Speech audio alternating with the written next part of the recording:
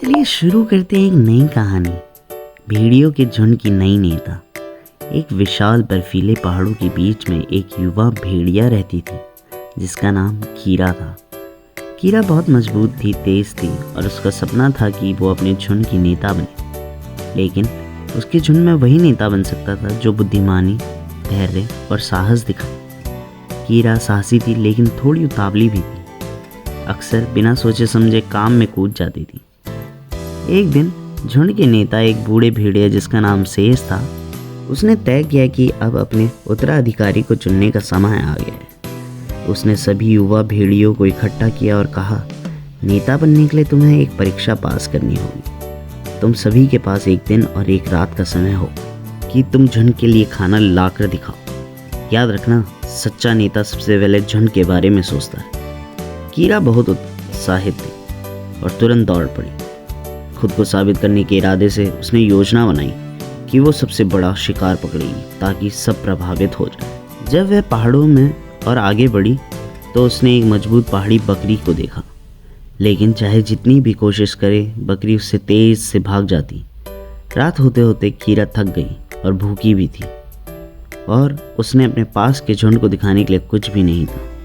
निराश होकर वह एक चट्टान पर आराम करने लगी और उसने अपने दोस्त लीरा को देखा जो छोटी और शांत भेड़िया थी। लीरा कुछ छोटे पक्षी पकड़कर ला रही थी जो उसने बड़ी कुशलता से पकड़े थे। कीरा ने पूछा, तुमने कुछ बड़ा शिकार क्यों नहीं किया? लीरा मुस्कुराई और बोली, मैंने झुंड के बारे में सोचा। मैंने वही पकड़ा जो मैं संभाल सकती थी ताकि हमारे पास कुछ साझा करने के लिए हो सके।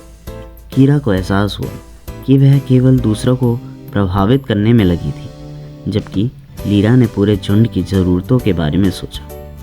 लीरा की बुद्धिमानी से प्रेरित होकर कीरा ने अपना तरीका बदलने का फैसला किया। उसने पास में एक नदी देखी और उसे याद आया कि वहाँ अक्सर मछलियाँ इकट्ठा होती। ध्यान से और धैर्य के साथ उसने इंतज़ार किया और कुछ मछलियाँ पकड़ ली ताकि वो झुंड के साथ बांट सके। यह सब बड़ा शिकार नहीं था, पर झुंड के लिए कुछ तो था।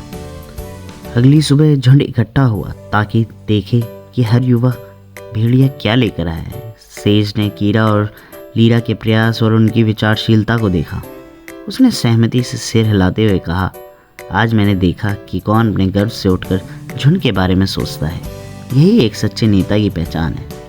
कीरा ने सीखा कि सच्ची नेतृत्व क्षमता केवल ताकत दिखाने के बारे में नहीं है, ये दूसरों के बारे में सोचने, समझदारी से निर्णय लेने और कभी कभी विनम्रता का मार्ग अपनाने के बारे में है।